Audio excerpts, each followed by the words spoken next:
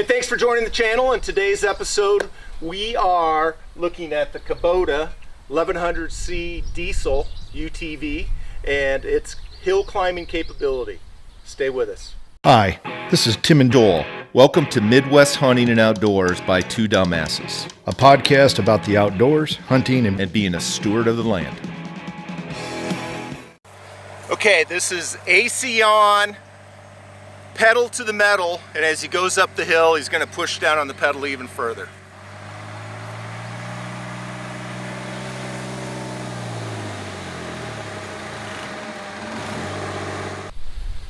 Welcome to Midwest Hunting and Outdoors by Two Dumbasses. Tim, today we're revisiting the Kubota diesel side-by-side here, the 1100. And it is one of our top viewed episodes, but by far the most commented episode. 100%. We had 49 comments and 19,000 views in the last 2 years. And we chose today's topic, which is its hill climbing capability, based on not only your experience, but a lot of those comments were based on, or in some form or another, on the hill climbing capability. Absolutely. You know, we've had a lot of great comments. I learned from the comments just as much as, you know, hey, it points out issues. I'm sure it helps out others. And one of the most common things was the RTV 1100C Kubota dies going up a hill.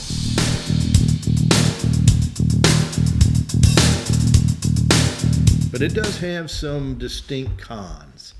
So remember, I was telling you, hey, who is this designed for? It's for the hobby farmer, the farmer, and to some degree a hunter.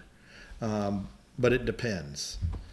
The machine struggles when you're going to be going up a hill.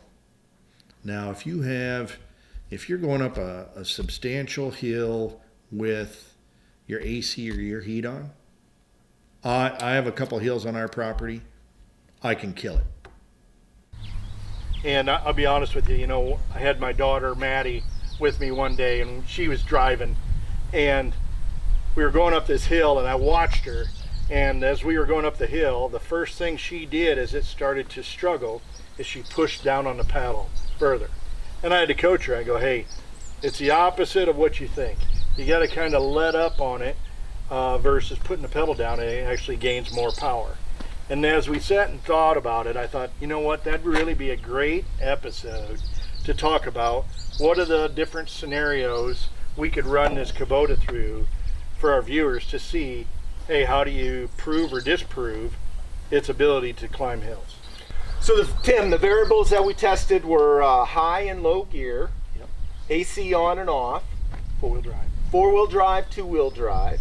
It's got a boost. Got a little boost right here, a little boost button to where if you pull this up on the left side, it gives us a boost of energy. And then we're calling it pedal to the metal, meaning you push down on the pedal and didn't let up on it, even if it stalled. That's right. And the other one is, we're calling it feathering. Pedal feathering. So as it starts to struggle, you reduce up on the pedal until it starts to gain energy, and in some cases even reduce further. So those are the variables that we test. Let's go look at those, and we'll come back here and we'll summarize. Perfect. Well, we did a lot of exhaustive testing on this, and with that, I'm going to just let's kind of summarize through this. So we did AC on or off. Joel, was that an impact, yes or no? I would say it's one of the higher impacts, So if not the highest. So having AC on certainly impacts its ability to climb. Yeah, absolutely. Yep.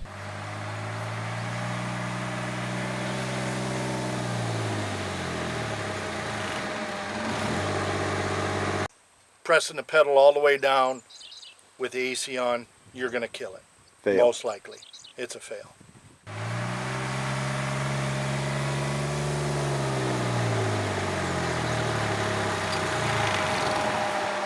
I used low gear, AC on, and we had an issue. Obviously, we just about made it to the top. I had my foot to the floor the whole way, and it's a fail.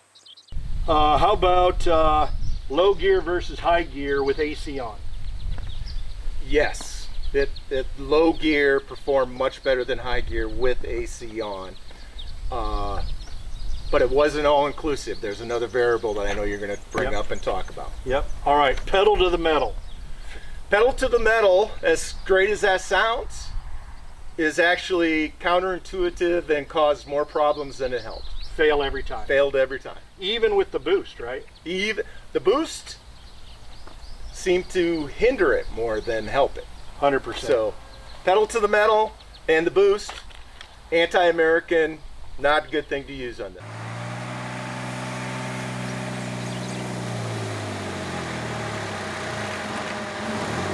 So that was in high gear, pedal to the metal, air conditioning on, and as it started to struggle, I pulled on the acceleration boost that's on the left-hand side of the seat.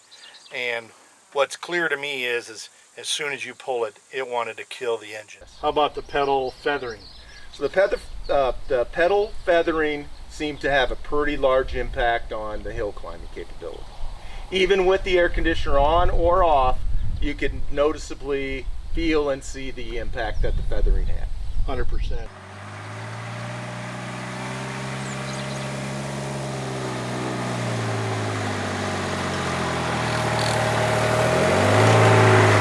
High gear with AC, feathering the pedal as it started to struggle.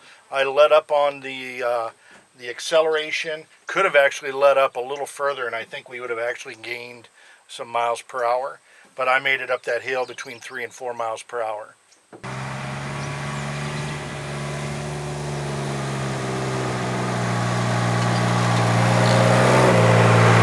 So this one we did on low gear with feathering the pedal as we started to struggle. I was between 4 and 5 miles per hour coming up the hill. Really not a lot of struggling with the AC on. Certainly coming up a hill, I think that's the way to do it. I've actually done it with a water wagon being towed on low and have no issue. So low gear so far appears to be the issue.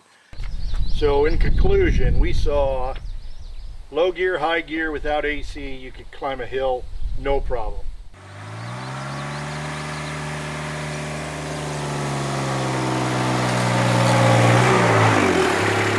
So that scenario was no AC. I turned the fan off as well.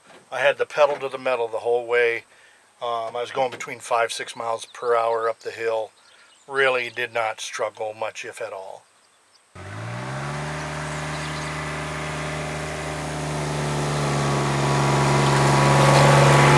That was low gear, pedal to metal, no AC, 6 miles per hour, going up that hill, no problem.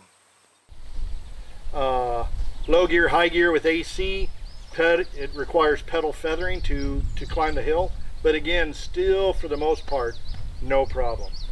All the other options are fail.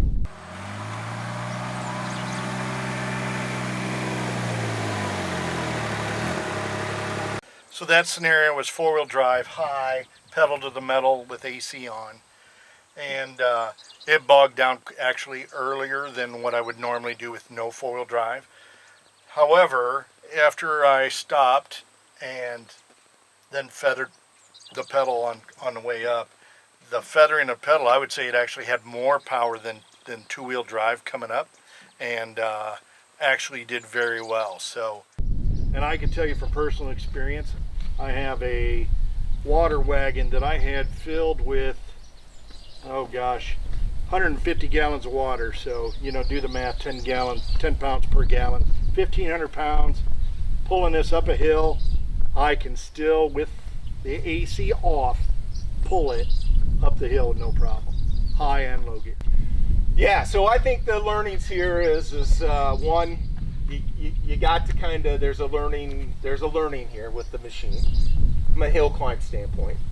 And when you have your air conditioning on, you have to be aware of hills coming up, because either in low or high gear, it's going to have an impact on the rate of climb, and or, you know, depending on the steepness of the hill, are you going to make the top of the hill, right? Without feathering the throttle. Yeah, and I don't have any illusions that this is a mountain climbing machine, right? It is not that.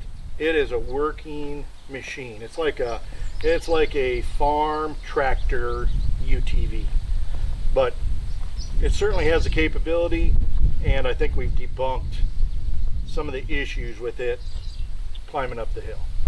Yeah, in closing here, we would love to hear your experience, either riding in one of these, or if you have one of these, what's your experience, especially going up hills with it, or is another variable that we should have considered that we didn't, that we need to go back and test in maybe another episode. Yep. But Tim, anything else? Nope. I know that you can do some changes with this mechanically. We chose not to do that. We just wanted to look at it as it came in from a stock perspective.